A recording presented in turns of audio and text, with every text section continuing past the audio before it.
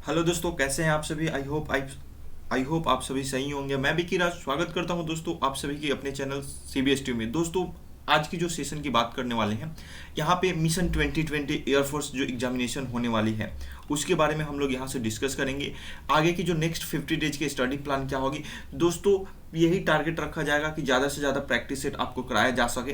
तो आज जो है इंग्लिश की प्रैक्टिस सेट दोस्तों आप लोगों के लिए लाई गई है, जो कि सेकंड नंबर की प्रैक्टिस सेट हो जाएगी। ठीक है दोस्तों, नेक्स्ट 50 डेज में आपको यही सब कराया जाएगा मेरे यूट्यूब चैनल पे, जहाँ पे आपको मोर देन 50 प्रैक्टिस सेट मिलने वाले हैं, जो कि आपके एग्जाम बेस्ड जो एग्जाम की पैटर्न होती है उस पर आधारित होगी। आपको बस इसमें करना क्या है, टारगेट रखना है कि ज़्यादा से ज़्यादा स्कोर करें। ठीक है दोस्तों, चलिए फटाफट आगे की तरफ बढ़ते हैं। जैसा कि आप देख सकते हैं ये टाइम टेबल है मेरे यूट्यूब चैनल पर जो कि क्लास आती है। ठीक है दोस्तों, ये मेरी चैनल हुई जिसको आपको करना क्या है, सब्सक्राइब कर देना है ताकि आप लोगों के पास आसानी से वीडियो पहुंचते रहे। ठीक है दोस्तों, उसके बाद वीडियो को लाइक कर देना है और शेयर जरूर कर देना है। दोस्तों बढ़ते हैं आज की फर्स्ट क्वेश्चंस की तरफ, जो कि एयरफोर्स के एग्जामिनेशन में इसी प्रकार से प्रश्न पूछे जाते हैं। दोस्तों आप देख सकते हैं यहाँ से लिखा हुआ है, select the segment of the sentence that contains a grammatical error.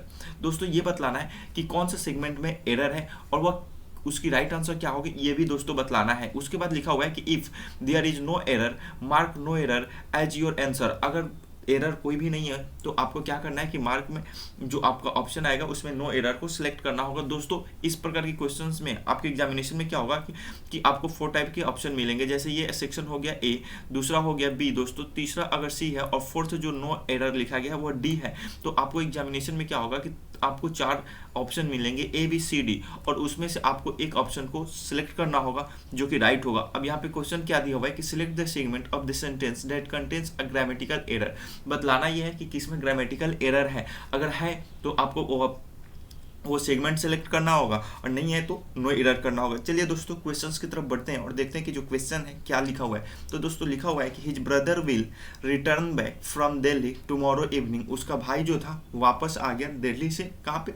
Delhi से वापस आया, टुमारो इवनिंग आएगा दोस्तों कि his brother will return back from Delhi tomorrow evening. कल शाम में उसका भाई जो है वह दिल्ली से रिटर्न आएगा।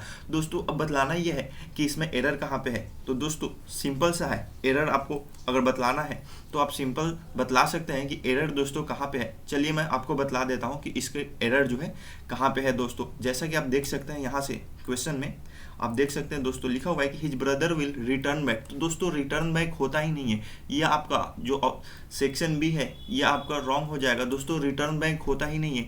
आप यहाँ पे क्या कर सकते हैं, तो या तो आप रिटर्न लिख सकते हैं दोस्तों, या तो आप रिटर्न बोल सकते हैं या कम बैक बोल सकते हैं, दोनों में से कोई एक आप लिख सकते हैं। अगर चाहें तो आप बैक को क्या कर सकते हैं कि यहाँ से एलिमिनेट कर सकते हैं, या आप चाहें तो रिटर्न की जगह रिटर्न बैक की जगह कम बैक लिख सकते हैं। तो दोस्तों इसकी ऑप्शन बी में गलत है। ठीक है दोस्तों, इसकी ऑप्शन बी जो है उसमें एरर है।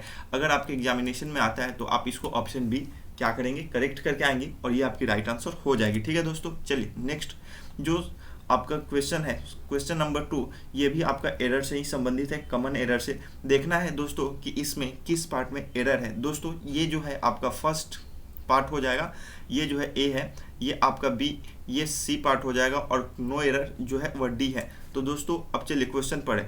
दोस्तों यहाँ से लिखा हुआ है कि scarcely had he left out then a policeman knocked at the door. दोस्तों इस प्रकार की जब भी क्वेश्चन आती है जहाँ पे आपकी स्टार्टिंग जो होती है हार्डली और स्कैर्शली से होती है, तो दोस्तों जो कंजक्शन आता है, जो इनको कंजक्शन फॉलो करता है वह वेन होता है। और जब बात की जाए नो सूनर की, दोस्तों नो सूनर की बात की जाए तो उसके साथ कंजक्शन जो होता है वह देन आता है। तो दोस्तों यहाँ पे देन लिखा हुआ है, क्या ये राइट है, आपको बतलाना है। तो दोस्तों ये राइट नहीं है। क्यों?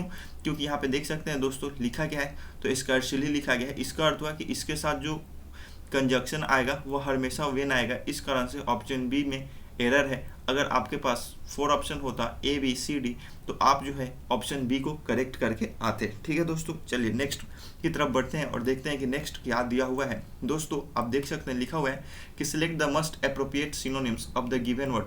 दोस्तों बतलाना है कि इसकी सिनोनिम्स क्या होगी। दोस्तों यहाँ पे लिखा हुआ है इल्यूजन। अब इल्यूजन का अर्थ क्या होता है सबसे पहले ये जानना होगा, और उससे रिलेटेड यहाँ पे 4 ऑप्शन दिया गया है। जैसे ऑप्शन ए देख सकते हैं सन रेज, दूसरा नॉट ट्रू, सी जो है सैंड ड्यून्स, और फिर ये मिराज लिखा हुआ है, तो दोस्तों बतलाना ये है कि इसकी राइट आंसर क्या होगी। सबसे पहले दोस्तों हम समझ लेते हैं कि इल्यूजन का अर्थ क्या होता है। तो दोस्तों इल्यूजन का अर्थ होता है भ्रम, मतलब जो सही स्थिति होती है वो आपको नहीं बतलाएगा, आपको भ्रमित करके रखेगा, वह इल्यूजन होता है। तो इल्यूजन सन रे सूर्य किरण हो जाएगा, सैंड ड्यूज मतलब कि जो बालू की टीला होती है टीला, और यहाँ से मिराज देख सकते हैं मृग तृष्णा जिसे बोला जाता है, लेकिन नॉट ट्रू का अर्थ होता है जो सही नहीं हो, मतलब आपको भ्रम में रखा जाए। तो दोस्तों इसकी राइट आंसर जो होगी ये ऑप्शन बी हो जाएगी। ठीक है दोस्तों, 3 नंबर की आंसर जो होगी आपकी ऑप्शन बी हो जाएगी। चलिए नेक्स्ट वर्ड की तरफ बढ़ते हैं और देखते हैं कि नेक्स्ट जो क्वेश्चन है क्या दिया हुआ है। दोस्तों जैसा कि आप 4 नंबर क्वेश्चन देख सकते हैं, ये सारे क्वेश्चंस जो है आपके एग्जाम के हूबहू पैटर्न पे ही लाया गया है, क्योंकि आपके एग्जाम में ऐसे ही प्रश्न पूछे जाते हैं।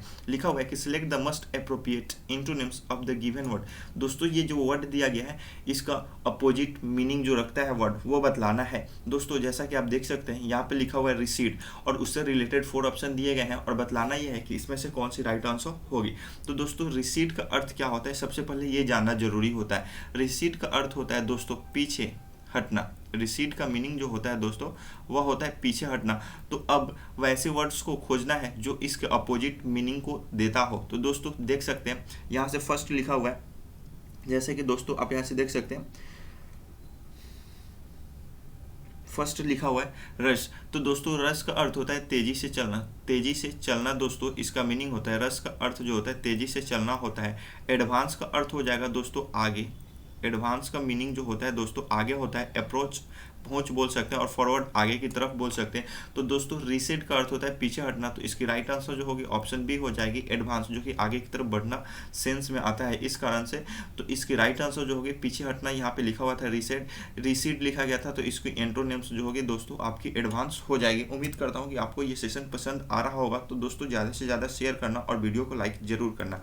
जैसे कि दोस्तों नेक्स्ट आप देख सकते हैं लिखा हुआ है क्वेश्चन नंबर 5 कि select the incorrectly spelled word. दोस्तों बतलाना ये है कि इसमें से कौन सा जो वर्ड है वो आपका इनकरेक्टली है, मतलब सही नहीं है। दोस्तों फर्स्ट लिखा हुआ है अकॉर्ड, दूसरा सोल्यूशन, तीसरा कंसर्ट, और तीसरा 4th नंबर जो है डिसेंट लिखा हुआ है। तो दोस्तों अकॉर्ड देख सकते हैं ये राइट लिखा गया है। अकॉर्ड का अर्थ होता है सहमत होना। सोल्यूशन हल हो जाएगा। कंसर्ट दोस्तों ये भी राइट है, लेकिन डिसेंट जिसका मीनिंग जो है और वर्ड जो है ये यहाँ पे गलत दिया हुआ है। डिसेंट का जो दोस्तों स्पेलिंग होता है वह होता है DISS हो जाएगा, उसके बाद E और NT। डिसेंट जो होता है वह अकॉर्ड का अपोजिट मीनिंग रखता है। अकॉर्ड का अर्थ होता है सहमत होना, तो डिसेंट का अर्थ होता है मतभेद होना, मतलब कि आपकी जो राय है वह एक दूसरे से मिलती नहीं है, तो वहाँ पे डिसेंट बोला जाएगा, और मिलती है तो उसे अकॉर्ड बोला जाएगा। ठीक है दोस्तों, चलिए नेक्स्ट की तरफ बढ़ते हैं और देखते हैं कि नेक्स्ट जो है क्या दिया हुआ है। तो दोस्तों नेक्स्ट क्वेश्चन फिर आपका लिखा हुआ है कि select the incorrectly spelled word. इसमें भी बतलाना है कि जो इनकरेक्टली स्पेल्ड वर्ड है, इनकरेक्ट वर्ड है वो कौन सी है। तो इसकी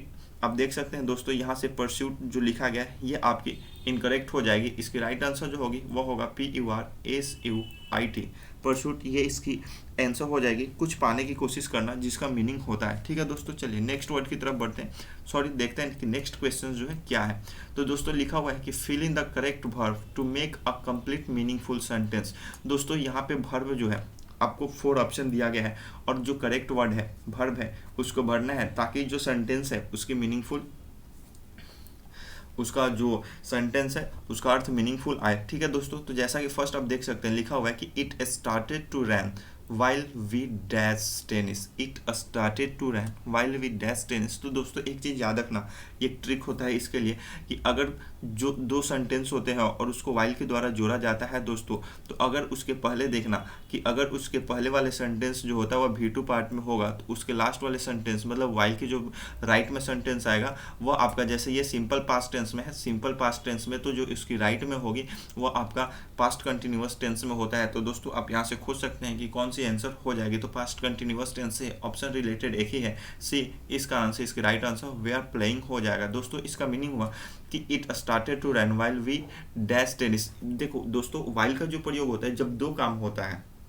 जब 2 काम होता है और एक काम जारी है और उसी के बीच में जब दूसरा कोई काम आ जाए, तो वहाँ पे हम लोग क्या करते हैं कि व्हाइल के प्रयोग करते हैं। इसका मीनिंग ये आ रहा है कि जब हम लोग खेल रहे थे, क्या खेल रहे थे, टेनिस, तो उसी टाइम में बारिश होना स्टार्ट हो गया, ये इसकी आंसर हो जाएगी। ठीक है दोस्तों, चलिए नेक्स्ट की तरफ देखते हैं और नेक्स्ट जो क्वेश्चन है वह क्या दिया हुआ है वो देखा जाए। तो दोस्तों यहाँ से लिखा हुआ है कि choose the correct passive voice from the choice. अपने चॉइस से जो करेक्ट पैसिव वॉइस है उसको चूज करना है। दोस्तों पैसिव वॉइस से भी आपके एग्जाम में एक क्वेश्चन आता ही है, इस कारण से इस सेशन में भी आपके लिए एक क्वेश्चन लाया गया है। लिखा हुआ है दोस्तों कि the cat killed the mouse. ये दोस्तों लिखा हुआ है कि जो कैट है वो माउस को क्या करती है, मार देते हैं। तो दोस्तों इसमें जो राइट आंसर होगा वो आपको बतलाना है कि राइट आंसर क्या होगा। तो चलिए दोस्तों हम लोग देखते हैं कि इसकी राइट आंसर क्या होगी। दोस्तों आप देख सकते हैं लिखा हुआ है इस ये जो है आपका सेंटेंस एक्टिव में दिया हुआ है। इसके स्ट्रक्चर की बात की जाए तो subject plus V2 plus object में आ रहा है। इसका अर्थ है कि ये सिंपल पास्ट का स्ट्रक्चर दोस्तों दिया हुआ है।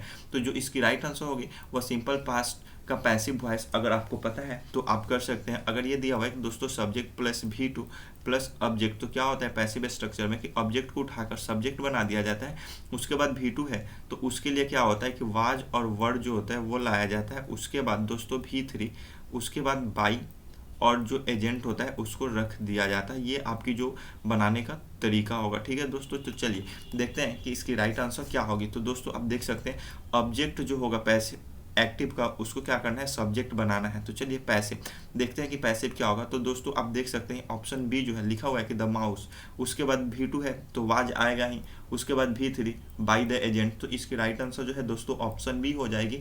ऑप्शन ए को देख सकते हैं और ऑप्शन डी को देख सकते हैं। ये दोस्तों प्रेजेंट टेंस में दिया हुआ है जिसके कारण ये पहले ही एलिमिनेट हो जाता है। ठीक है दोस्तों, आप वैसे भी सोच सकते हैं। उसके बाद आपके पास बचा ऑप्शन 2, एक बी ऑप्शन बचा है और दूसरा जो है आपका ऑप्शन सी बचा हुआ है। तो दोस्तों देख सकते हैं ऑप्शन बी में वाज लगा हुआ है और जो ऑप्शन सी है उसमें हैड लगा हुआ है। तो इस कारण से ये तो होगा नहीं, आपका बचा ऑप्शन बी, तो राइट आंसर ऑप्शन बी ही हो जाएगी। ठीक है दोस्तों, चलिए नेक्स्ट की तरफ बढ़ते हैं और देखते हैं कि नेक्स्ट क्या दिया हुआ है। दोस्तों आप देख सकते हैं लिखा हुआ है कि choose the correct one word from the given words.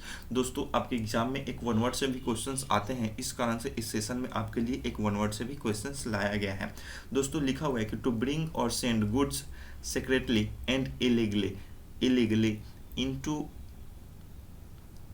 और out of a country without paying custom duty is called. दोस्तों क्या होता है कि किसी वस्तु को या किसी सामान को आप देश से दूसरे देश में भेजते हैं और दूसरे देश में भेजे या दूसरे देश से आप यहाँ पे मंगाते हैं, लेकिन जो कस्टम ड्यूटी होती है वह आप नहीं पे करते हैं, तो उसको स्मगलिंग बोला जाता है। दोस्तों आप उसे गैर कानूनी तरीके से मंगाते हैं तो आप स्मगलिंग बोला जाएगा। उसकी राइट आंसर जो होगी दोस्तों स्मगलिंग हो जाएगी। ठीक है दोस्तों, चलिए नेक्स्ट की तरफ बढ़ते हैं और देखते हैं कि नेक्स्ट क्वेश्चन क्या दिया हुआ है। दोस्तों लिखा हुआ है कि choose the best expression to idioms. जो एडियम्स दिया गया है उसकी बेस्ट एक्सप्रेशन क्या होगी, मतलब सबसे अच्छा उसका आंसर क्या होगा ये बतलाना है। दोस्तों लिखा हुआ है कि to be lost in the cloud. इसका अर्थ हुआ कि आप जो बादल है उसमें आप गुम हो जाते हैं। इसका अर्थ हुआ दोस्तों कि आपको क्या करना है ये समझ में नहीं आ रहा है। तो यहाँ से ऑप्शन बी जो है इसकी राइट आंसर हो जाएगी टू बी परप्लेक्स्ड, मतलब मुझे क्या करना है कुछ समझ में ही नहीं आ रहा है। अगर आप कहीं पे खो गए जैसे बादल, इसका मीनिंग यही आता है कि to be lost in the cloud. जैसे मान के चले क्लाउड है, आप वहाँ पे खो गए तो चारों तरफ वाइटनेस ही होगी, चारों तरफ क्या होगा कि बादल नहीं बादल होगा, तो आप किधर जाइएगा ये बात ये होता है। तो आप वहाँ पे क्या होगा कि मतलब आपका दिमाग काम नहीं करेगा, तो वो टू बी परप्लेक्स्ड हो जाएगा। उदाहरण बनू में पढ़ना। ठीक है दोस्तों, ये इसकी राइट आंसर हो जाएगी। उम्मीद करता हूँ कि आपको ये सेशन पसंद आया होगा। तो सेशन पसंद आए तो वीडियो को क्या करना है, फैला देना है और चैनल्स को सब्सक्राइब जरूर कर देना है।